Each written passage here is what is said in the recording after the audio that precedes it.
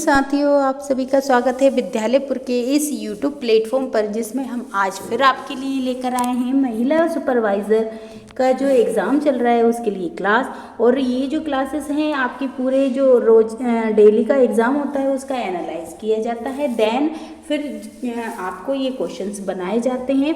और अभी जो क्वेश्चंस आ रहे हैं पूरे समझ पर आधारित ही क्वेश्चंस आ रहे हैं, तो आपके लिए हम सभी क्वेश्चंस जो हैं समझ पर आधारित क्वेश्चंस ही लेकर आए हैं, जिसमें आज हम थोड़े से आपको टीकाकरण के क्वेश्चंस पढ़ाएंगे, बीमारियों के क्वेश्चंस पढ़ाएंगे और जो मिक्स्ड क्वेश्चंस हैं वो आपको पढ़ाएंगे। और ये जो क्लास है आप जिनका भी 1 अप्रैल, 2 अप्रैल, 3 अप्रैल को एग्ज़ाम है वो ज़रूर देख कर जाएंगे वाली क्लास, क्योंकि इस क्लास में से आपको कम से कम 4 से 5 क्वेश्चंस आपको आपके एग्ज़ाम में देखने को मिलेंगे और आपके 4 से 5 क्वेश्चंस जो रहेंगे वो सही हो सकते हैं। तो बिल्कुल आप ये क्लास को देखकर जाइएगा। और ये जो क्लास है हम ज़्यादा से ज़्यादा 15 से 20 मिनट में कंप्लीट कर देंगे, और ये 15 से 20 मिनट की क्लास में आपको पूरे क्वेश्चंस हम आपको दे देंगे। ठीक है, तो चलिए आज की क्लास स्टार्ट कर देते हैं। और इसके अलावा हम आपको बता दें कि सीडीपी की क्लास जो रोज़ डेली शाम को मैम पढ़ाती हैं, ज़रूर देखिए अगर आपने नहीं देखी है, क्योंकि वहाँ से आपको 45 क्वेश्चंस आपको देखने को मिल रहे हैं आपके एग्ज़ाम में। तो बिल्कुल आपके 45 क्वेश्चंस आपको राइट करने हैं, तो आप ज़रूर रोज़ शाम को 6 बजे सीडीपी की क्लास ज़रूर देखा करें। और क्लास स्टार्ट करें उससे पहले एक बार सभी लोग, जितने भी लोग क्लास को देख रहे हैं, एक बार सभी लोग क्लास को शेयर ज़रूर कर दीजिएगा, क्लास को लाइक भी कीजिएगा। और जो भी मैम सर या न्यू स्टूडेंट हमसे जुड़े हैं और उन्होंने अभी तक हमारे चैनल को सब्सक्राइब नहीं कर रखा है, तो चैनल को सब्सक्राइब ज़रूर कर लीजिएगा, ताकि जो डेली की क्लासेस चलती हैं उनका नोटिफिकेशन प्रॉपर आपको मिलता रहे। तो चलिए आज की क्लास हम स्टार्ट कर देते हैं। और आपके आंसर हमें कमेंट बॉक्स में ज़रूर लिख कर बताइएगा, और जाते जब क्लास एंड हो जाए तो क्लास को लाइक करके भी जाइएगा और कमेंट करके भी जाइएगा कि आज की क्लास आपको कैसी लगी। तो चलिए आज की क्लास हम स्टार्ट कर देते हैं। स्पीड के साथ क्लास आपकी डेली की चलती है। चलिए, पहला क्वेश्चन आपकी स्क्रीन पर आ चुका है कि प्लेग नामक संक्रामक रोग है किस जीवाणु के कारण होता है, बताइए। उसका जीवाणु वाहक जो वाहक है, किस वाहक के कारण उसके अंदर ये वाला जीवाणु आता है। तो मुर्गी, कुत्ते, चूहा या फिर बिल्ली, बताइए प्लेग किससे फैलता है।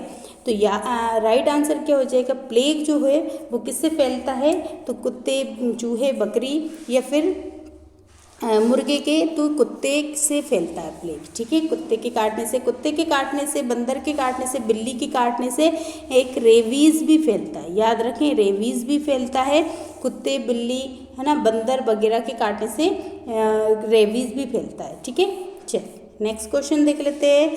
बताइए डीपीटी टीकाकरण के किस रोग को शामिल नहीं किया गया है। डीपीटी में किस रोग को शामिल नहीं किया गया है। डीपीटी एक क्या है, संयुक्त टीका है, और इसमें 3 टीके लगाए जाते हैं, एक डिप्थीरिया का, एक टेटनस का और एक पर्टूसिस। पर्टूसिस मतलब होता है काली खांसी। ठीक है, तो इसमें से कौन सा शामिल नहीं किया गया कि जगह पर क्वेश्चन कौन सा शामिल किया गया है। तो इसमें अकेला कौन सा है, डिप्थीरिया है। इसके अलावा पर्टूसिस है। पर्टूसिस मीन्स होता है काली खांसी, पर्टूसिस। और P4 क्या आ जाएगा हमारा, पर्टूसिस, और T4 क्या आ जाएगा, टिटनस आ जाएगा, टिटनस आ जाएगा। ठीक है, चलिए तो ये 3 डीपीटी में ये 3 टीके आपको लगाए जाते हैं। चलिए नेक्स्ट क्वेश्चन देख लेते हैं। नेक्स्ट क्वेश्चन क्या है, सभी लोग अपने आंसर्स को कमेंट बॉक्स में लिखते हुए साथ साथ चलेंगे। राष्ट्रीय टीकाकरण सारणी के अनुसार शिशु में कितने रोगों के लिए टीकाकरण किया जाता है। शिशु के लिए पूछा गया है ना, आप क्वेश्चन को थोड़ा सा ध्यान से देखें। तो इसमें पूछा है टीकाकरण सारणी में शिशु के लिए कितने टीके मतलब लगाए जाते हैं। तो 4, 5, 6, 5 या फिर 7, बताइए ABCD में से राइट आंसर क्या हो जाएगा। तो याद रखें 5 टीके जो हैं वो सिर्फ किसको लगाए जाते हैं, शिशु को लगाए जाते हैं। ठीक है, चलिए नेक्स्ट क्वेश्चन देख लेते हैं। नेक्स्ट क्वेश्चन क्या है, बताइए पल्स पोलियो टीकाकरण का प्रथम चरण कब स्टार्ट हुआ था। पल्स पोलियो का प्रथम टीकाकरण जो पल्स पोलियो अभियान है वो कब स्टार्ट किया गया था, दिसंबर 1994 को, मई 1994 को, दिसंबर 1995 को, मई 1996 को। बताइएगा राइट आंसर क्या हो जाएगा। तो इसका राइट आंसर हो जाएगा दिसंबर 1995 को टीकाकरण जो टीकाकरण के अंतर्गत पल्स पोलियो अभियान स्टार्ट किया गया था। तो राइट आंसर क्या हो जाएगा, दिसंबर 1995 को स्टार्ट किया गया था। ठीक है, और इसमें और जो ओपीवी इसकी जो पोलियो की 2 वैक्सीन लगाई जाती हैं, ओपीवी और एक आईपीवी लगाई जाती है। ठीक है, ओपीवी की 5 डोज दी जाती हैं जिसमें 2-2 बूंद करके ऑरल दी जाती है, और इसकी कितनी होती है आईपीवी की, तो 2 डोज होती हैं। ये आप याद रखिएगा। ठीक है, चलिए नेक्स्ट क्वेश्चन देख लेते हैं। बताइए बीसीजी वैक्सीन कब दी जाती है। 6 महीने होने पर, जन्म के समय, 9 महीने का बालक हो जाता है तब दिया जाता है, या फिर 8-18 महीने का बालक हो जाता है तब दिया जाता है। इसका बीसीजी का अगर फुल फॉर्म देखें तो बेसिलस कैमिशन और ग्लूरिन जो करके एक इसका फुल फॉर्म होता है। और बीसीजी की जो जन्म के समय ही दी जाती है, और इसकी जो जन्म के समय दी जाती है वो कितनी दी जाती है, 0.05 ml इसकी मात्रा दी जाती है। लेकिन अगर जन्म के समय किसी कारण से नहीं दी गई तो 1 माह से लेकर और 1 साल तक का जो बच्चा होता है अगर उसको फिर दी जाए तो फिर वो कितनी दी जाती है, तो 0.1 ml इसकी खुराक दी जाती है। तो ये भी आप याद रखें। और ये कहाँ पर लगती है, तो इंटरडर्मल लगती है, और 15 डिग्री के एंगल से इसको लगाया जाता है। आप ये भी याद रखें। और ये उल्टे हाथ पे लगाई जाती है, और ये क्या करता है, बाद में अपना निशान भी छोड़ता है। ठीक है, चलिए नेक्स्ट क्वेश्चन देख लेते हैं।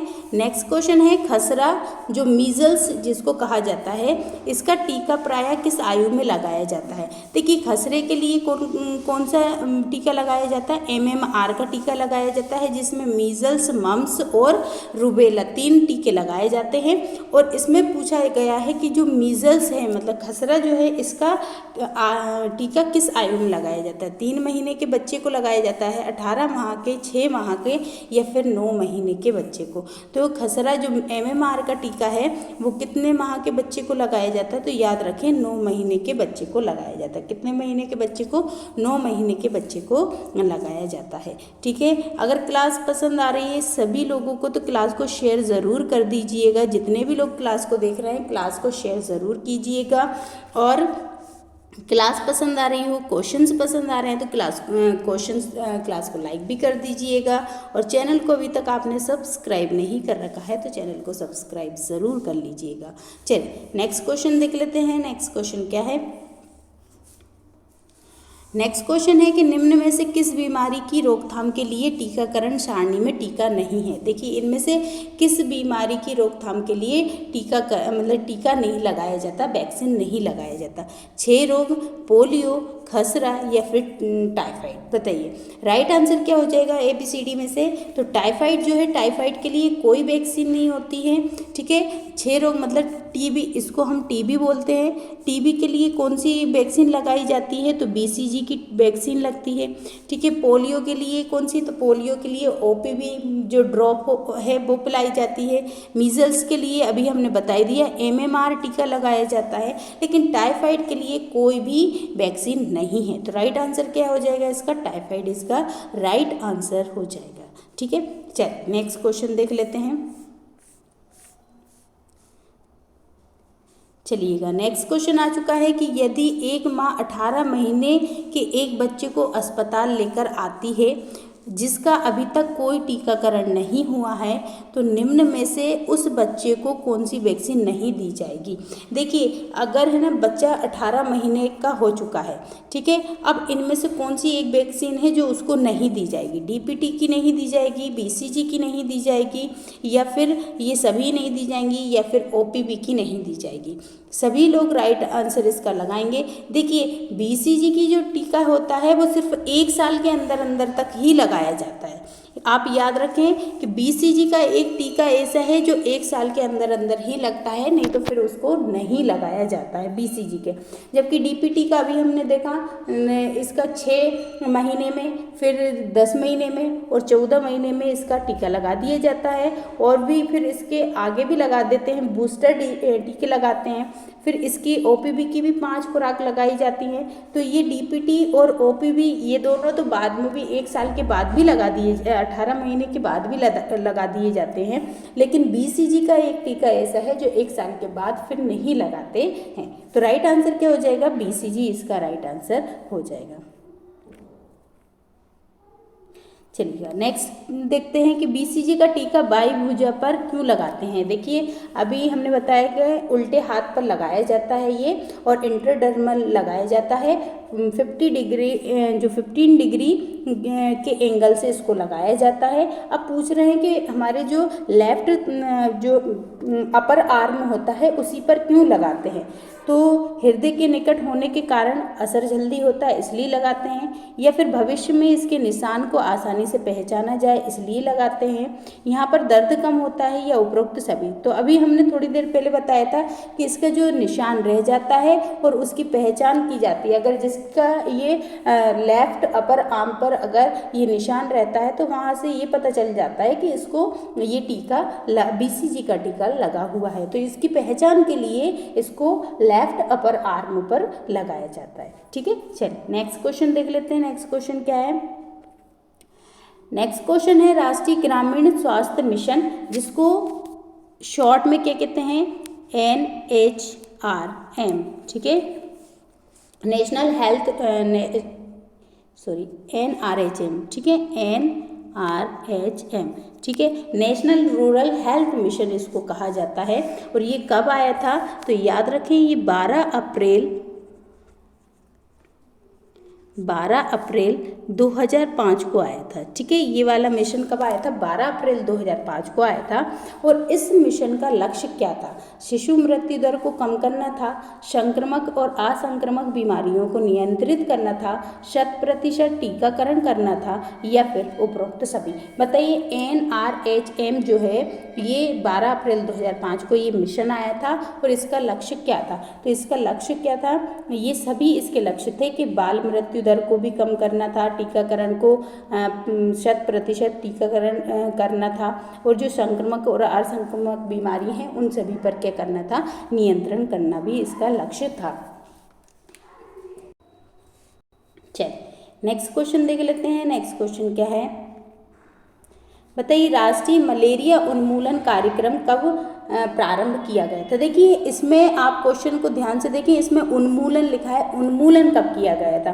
1955 में, 1958 में, 1960 में, या फिर 1968 में? तो राइट आंसर इसका क्या हो जाएगा? 1958 में मलेरिया उन्मूलन, राष्ट्रीय मलेरिया उन्मूलन कार्यक्रम आया था। इससे पहले जो था राष्ट्रीय नियंत्रण कार्यक्रम आया था, राष्ट्रीय मलेरिया नियंत्रण कार्यक्रम आया था।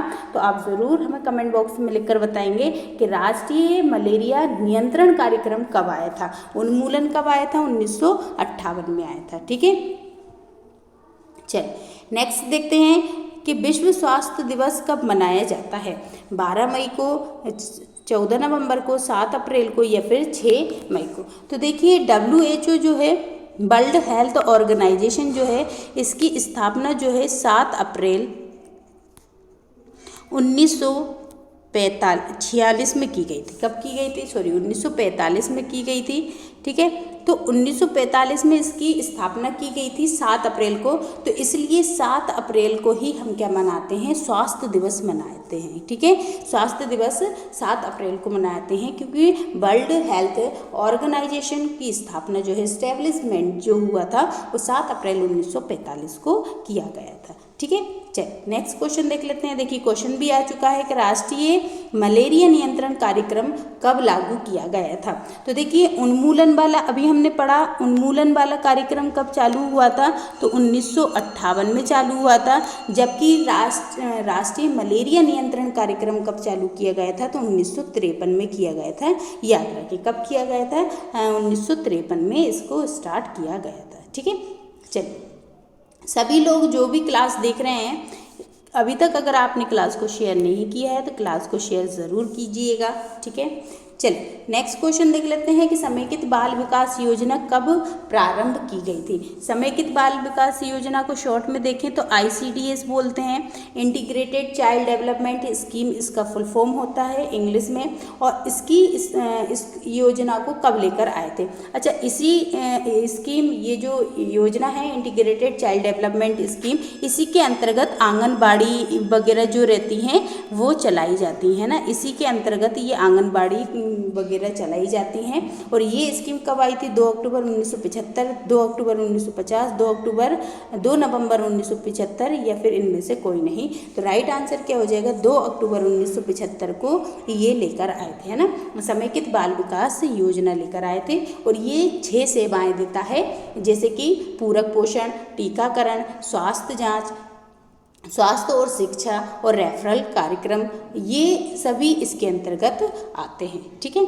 चलिए नेक्स्ट देख लेते हैं। नेक्स्ट क्वेश्चन क्या है, बताइए काली खांसी होने पर निम्न में से कौन सा टीका दिया जाता है। काली खांसी को इंग्लिश में क्या बोलते हैं? पर्टुसिस बोला जाता है। और पर्टुसिस अब बता सकते हैं आप कौन सा वाला इसमें वैक्सीन दिया जाएगा? DPT का दिया जाएगा, टाइटन्स का दिया जाएगा, BCG का दिया जाएगा या MMR का दिया जाएगा। BCG किसके लिए देते हैं? TB के लिए देते हैं। MMR किसके लिए देते हैं? तो खसरा के लिए देते हैं, रुबेला के लिए देते हैं और मम्स के लिए देते हैं। जबकि DPT जो रहता है वो किसके लिए दिया जाता है? तो DPT में DPT का D for diphtheria, P for pertussis, T for tetanus, है ना। तो P फॉर पर्टुसिस जो होता है वो क्या होता है? तो जो पर्टुसिस होता है, इसमें पर्टुसिस को ही हिंदी में काली खांसी कहा जाता है, ठीक है। तो राइट आंसर क्या हो जाएगा? यहाँ पर DPT का टीका दिया जाता है। चलिए नेक्स्ट क्वेश्चन देख लेते हैं। नेक्स्ट क्वेश्चन क्या है? नेक्स्ट क्वेश्चन है राष्ट्रीय पोषण स्वास्थ्य संस्थान कहाँ पर स्थित है। इसमें निन के बारे में पूछा जा रहा है। NIN, निन के नेशनल इम्यूनाइजेशन जो कम्युनिटी होती है, संस्थान होती है, ऑर्गेनाइजेशन होता है, इसका जो हेडक्वार्टर है वो पूछा जा रहा है कहाँ पर है। तो चेन्नई में है, कोलकाता में है, हैदराबाद में है या फिर बेंगलोर में है। तो याद रखें इसका कहाँ पर है? हैदराबाद में है। निन का ये जो ICMR रिपोर्ट होती है, ICMR रिपोर्ट और निन, ये दोनों ही मिलकर क्या करती हैं, जो कि एक पूरा पोषण आहार का जो चार्ट है ये बनाती हैं, जिसमें से राष्ट्रीय पोषण संस्थान जो है ये कहाँ पर? हैदराबाद में है, ठीक है। और ICMR कहाँ है? तो नई दिल्ली में है, ये भी याद रखिएगा। चलिए बताइए संक्रामक रोग कहलाते हैं, क्या कहलाते हैं? वायु द्वारा विषैले रोग कहलाते हैं, जल द्वारा जल द्वारा फैलने वाले रोग कहलाते हैं, सभी प्रकार के रोग होते हैं, या सहयोगी द्वारा लाभ वाले रोगों को कहते हैं। तो जो देखिए संक्रामक रोग जो होते हैं वो कैसे रोग होते हैं? तो ये संक्रामक ये सभी प्रकार के जो कि है ना, वायु के द्वारा भी फैलते हों, जल के द्वारा भी फैलते हों और अपने सहयोगी के द्वारा भी फैलते हों। तो ये सभी प्रकार के जो रोग होते हैं ये संक्रामक रोग के अंतर्गत आते हैं, ठीक है। चलिए नेक्स्ट क्वेश्चन देख लेते हैं। बताइए टाइटन्स में होने वाला मुख्य विकार क्या है? जो टाइटन्स रोग होता है उसमें क्या लक्षण देखा जाता है? तेज बुखार आता है या फिर टांगों का होल्ड, मतलब कि जो इसमें क्या हो जाती है, हमारी जो पैर हो जाते हैं वो आपस में कैसे हो जाते हैं, इस तरीके से लॉक हो जाते हैं, टेढ़े हो जाते हैं, या फिर शरीरों का ऐठ जाना, या फिर अकेले का मतलब कि जो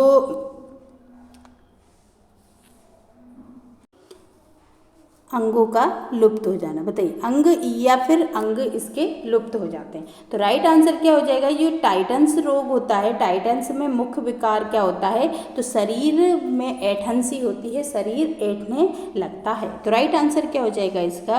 राइट आंसर हो जाएगा शरीर में ऐठन, ठीक है। चलिए नेक्स्ट क्वेश्चन देखते हैं। विषाणु से बीमारी, इनमें से कौन सी बीमारी है जो विषाणु से फैलती है? तो फ्लू फैलेगा, मलेरिया फैलेगा, टाइफाइड फैलेगा, ठीक है, टाइफाइड फैलेगा या फिर इनमें से कोई नहीं। तो देखिए मलेरिया किससे फैलता है? प्रोटोजोआ से फैलता है। टाइफाइड किससे फैलता है? तो टाइफी नामक साल्मोनेला टाइफी नामक जीवाणु से फैलता है, जबकि फ्लू जो होता है, फीवर जो होता है, वो एक क्या होता है, वायरस से फैलने वाली बीमारी होती है। ठीक है, चलिए नेक्स्ट क्वेश्चन देख लेते हैं। चलिए, आज की क्लास में इतने ही क्वेश्चन थे और क्वेश्चंस कैसे लगे ज़रूर कमेंट बॉक्स में लिखकर बताइएगा। स्पीड थोड़ी तेज़ रखी थी ताकि आपके जो रोज़ एग्ज़ाम चल रहे हैं उनके लिए कम समय में आपको ज़्यादा से ज़्यादा क्वेश्चन अच्छे से मिल सकें, इसलिए हम थोड़ा स्पीड से पढ़ाते हैं। तो आप भी जाते समय कमेंट बॉक्स में ज़रूर लिख के बताइएगा क्लास कैसी लगी। क्लास को जाते जाते लाइक करके भी जाइएगा और शेयर नहीं किया है तो शेयर ज़रूर कर दीजिएगा। अपने जो भी सोशल मीडिया अकाउंट्स आपके होते हैं, आपके ग्रुप्स जो होते हैं, स्टडी ग्रुप्स होते हैं, उन सभी में आप क्लास को शेयर ज़रूर किया करें। और अभी तक आपने चैनल को सब्सक्राइब नहीं कर रखा है और आज ही आप हमारे चैनल से जुड़े हैं तो बिल्कुल चैनल को सब्सक्राइब ज़रूर कर लीजिएगा, सभी लोग कर लीजिएगा। पीडीएफ के लिए आप हमारे टेलीग्राम चैनल को ज्वाइन कर सकते हैं, वहाँ से रोज़ की जो डेली की क्लास है उसका आपको पीडीएफ मिल जाएगी। और सीडीपी की क्लास जो मैम पढ़ाती हैं आपको शाम को 6:30 बजे, तो आप ज़रूर सीडीपी क्लास को भी ज्वाइन कीजिएगा। तो देखिए आज के लिए इतना ही रखेंगे, फिर मिलेंगे अगले क्वेश्चंस के साथ अगले क्लास में। तब तक के लिए सभी को जय हिंद साथियों।